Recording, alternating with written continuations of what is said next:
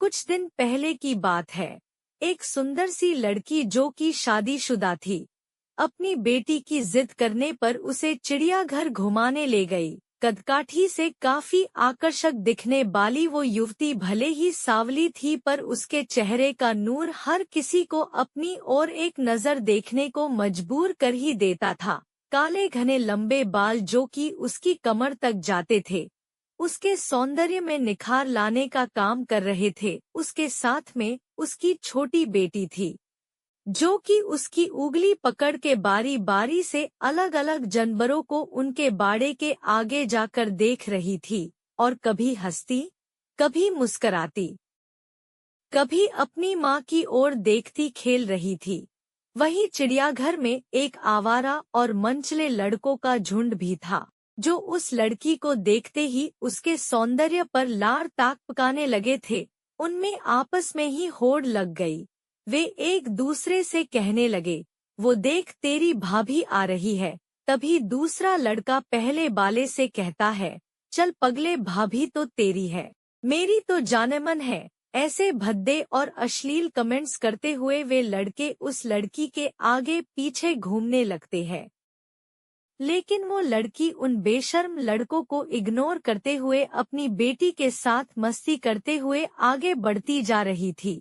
अपने प्रति कोई भी प्रतिक्रिया न देखकर वे लड़के अब और भी ज्यादा जोर शोर के साथ उसका पीछा करने लगते हैं। एक लड़का जो सबसे ज्यादा जोश में था, आगे जाकर शेर के बाड़े वाले पिंजरे की छत पर कूद कर बैठ जाता है और गाना गाने लगता है, तेरा ध्यान किधर है, तेरा हीरो इधर है। उसकी ओर कुछ इशारे भी करने लगता है। लड़की को अभी भी उसका गाना तनिक भी विचलित नहीं कर रहा था। ऐसा लग रहा था मानो उसे कोई फर्क ही नहीं कि ये क्या कह रहे हैं। वो तो बस अपनी बेटी के साथ मस्ती करने में मस्त थी।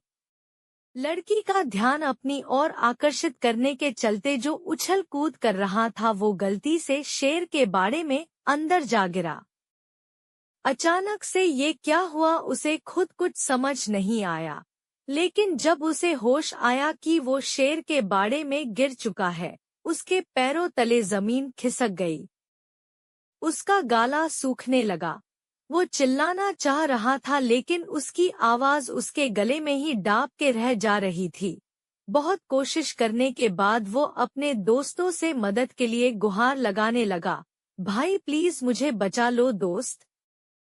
लेकिन कोई भी उसकी मदद करने के लिए आगे नहीं आ रहा था। दूसरी ओर जैसे ही शेर ने देखा कोई उसके बाड़े में आ गया है, शेर धीरे धीरे दबे पैर आगे बढ़ने लगता है। शेर के चेहरे और उसकी आंखों का खौफ देखते ही लड़के का हाल बेहाल हो गया था। उसे तो लगा था शायद ये उसकी जिंदगी का आखिरी दिन होगा।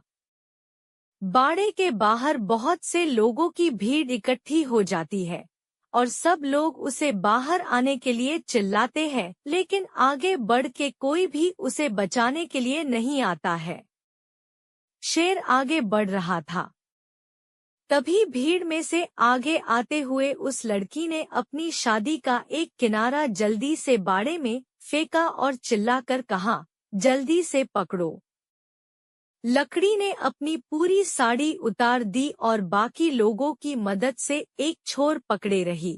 दूसरे छोर को पकड़ के वो लड़का किसी तरह से अपनी जान बचने में कामयाब हो गया। जैसे ही वो बाड़े की दीवार कूद के बाहर आया, वहां पर मौजूद सिक्योरिटी गार्ड ने गरजते हुए कहा, तुम्हें होश भी था कि तुम क्या कर रहे थे इस खूंखार शेर के बाड़े के पास? अगर ये बहन तुम्हारी मदद करने के लिए आगे न आई होती तो तुम अब तक इस शिकारी शेर के पेट में चले गए होते।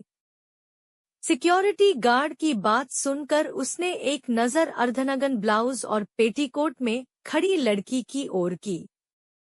वो मन में सोचने लगा, ये सिक्योरिटी गार्ड सही ही तो कह रहा है।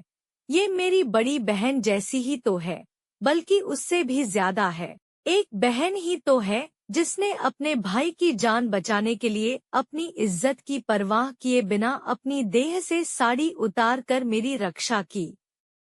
लड़के ने हाथ जोड़े और उस लड़की के पैरों में गिरते हुए माफी मांगने लगा, बहन मुझे माफ कर दो, मैं कुछ देर के लिए भावनाओं में बह गया था और अपनी मर्यादा को भूल गया था।